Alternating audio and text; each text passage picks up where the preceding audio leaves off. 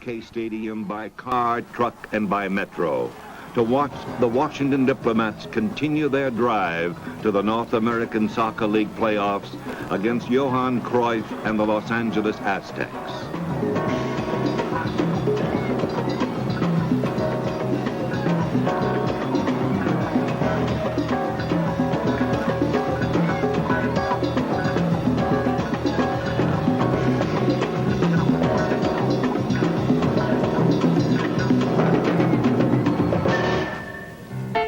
In the early days, the Washington Diplomats didn't attract anywhere near 27,000 spectators, and the games weren't always played at spacious RFK.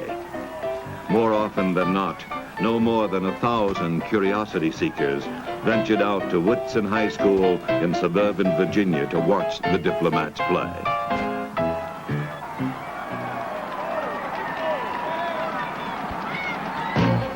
Among the men most responsible for shifting Diplomat soccer into high gear is head coach Gordon Bradley. Bradley came to Washington after 7 successful years of building the New York Cosmos into the NASL's premier power. He has left the club the respect it lacked prior to his arrival. Play for each other. You're running well. You're encouraging each other, but we can still do better. In the second half, because the 1 goal down, they're going to bring the game to us. But we play them at it. And we'll win through. Keep working, and go forward. We'll get more goals. It was a good first half, isn't it? You try pushing them. If we can get 50,000 out there, we're going to see a better brand of soccer because the players are going to be motivated.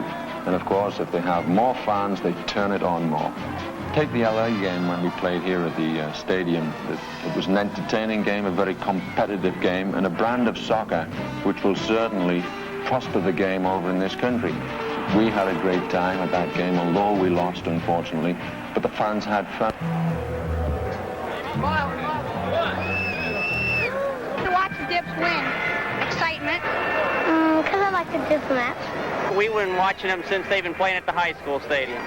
Soccer's my favorite sport. There's a lot of excitement. All 45 minutes first half and 45 the second half. We have season tickets. I think when the kids grow up, they're going to be great crowds here. We play soccer and we like to watch it. Mostly likes to come for the food. I like drinking beer at the games. I always go home horse. I just want to see good soccer.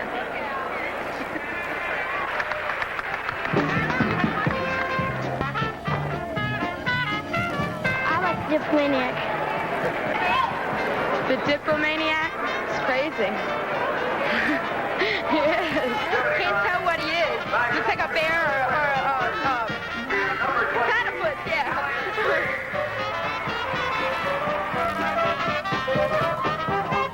By the time we come out onto the field and play the game, especially the one against Los Angeles where we had 27,000, there was an atmosphere in the stadium that the players just could sense and feel, and they're ready to give everything they have.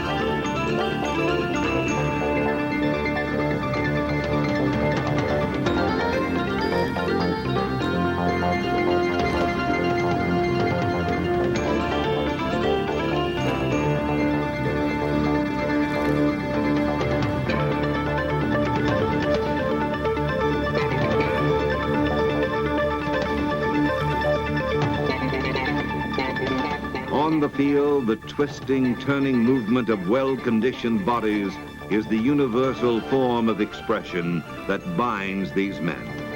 It's understanding the flow of the game and having the ability to find an open man among a sea of constantly moving teammates. And most importantly, soccer is instinctively sensing an opportunity to put the ball through the goal to the back of the net. It wasn't long ago that these highly skilled and seasoned athletes were youngsters themselves, testing new muscles and learning new strategies with the hope that one day they would be professional soccer players. We were offered the opportunity to come out here and start off the season. Everybody was just tickled pink, particularly all the kids. As you see out here and along the sidelines, they're having a ball here. And being the first of the season is a big thing for the kids. Probably the best athletes in the world are American. And if they decide to play soccer 12 months of a year, you can imagine that it'll be very good. In fact, if you put a team of 8-year-olds, American 8-year-olds against a team of European 8-year-olds, probably be an even game. It's happening throughout Washington. Soccer has exploded in city neighborhoods and suburban communities. Youth leagues and pick-up 80,000 soccer enthusiasts and their families, eager to be a part of the explosion. Momentum for the booming interest in the sport occurs nationwide, and for Washington, in the not-so-distant future, 55,000 fans will come to RFK to enjoy the Diplomat experience. Coach Bradley comments on the varied talents and abilities of some of his key players. Robert Irushi is probably the most competitive player on the team. Robert doesn't even want to lose in a practice match. He doesn't want to lose in a scrimmage. He doesn't want to lose at any time. And I like that attitude. I like that kind of player. He gets his place on this team because he's good enough to play the caliber of ball that I'm looking for. Looking at our opening few games, I was a bit nervous myself. But the guys just seem to knit well quickly together. I think that we have some good total soccer players which help us become a good soccer team. Bobby Stokes is the player that I can use in several positions. He's a utility player, and I don't have many of them. He's a type of player that every coach would love to have. It doesn't matter if I ask Bobby to play midfield or forward, even goalkeeper. Bobby would play that position for me, and he would give it his best all the time. Everybody's an individual, although you're playing collectively. But you just get on with your own game. The rest is just a mental block to you. I mean, the crowd is there, but you just can't really listen to them. It's just a blur. All you can see is the ball and what you're going to do with it, sort of thing, I mean, they're going to have to drag me off the field to stop me playing. No, it's just fantastic. It's a fantastic life. Sonny Askew, it's been a pleasure to watch this season. A tremendous skill, great potential, has come into the team and has carved out a position for himself.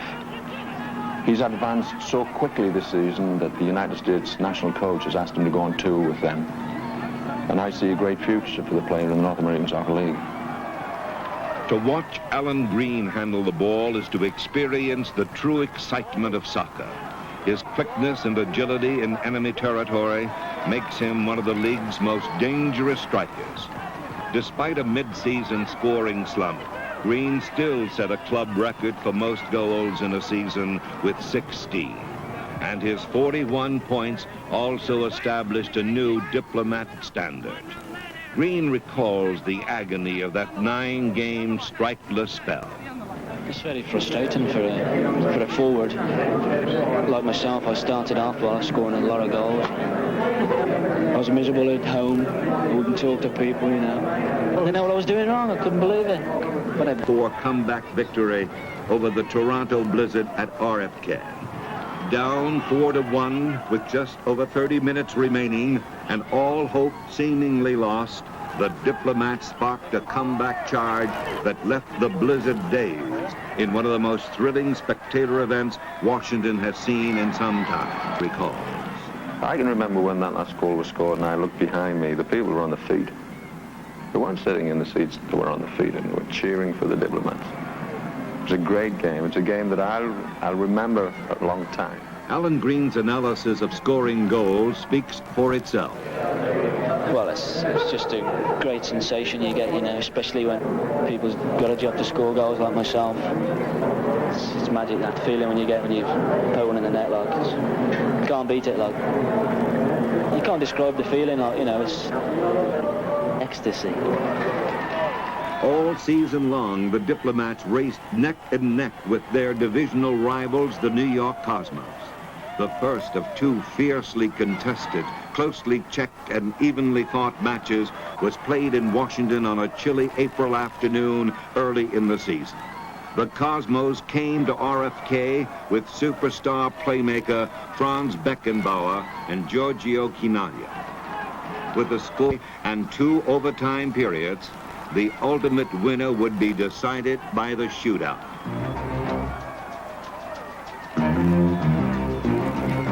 Five attempts for each side to go one-on-one against the goalkeeper. Winner take all.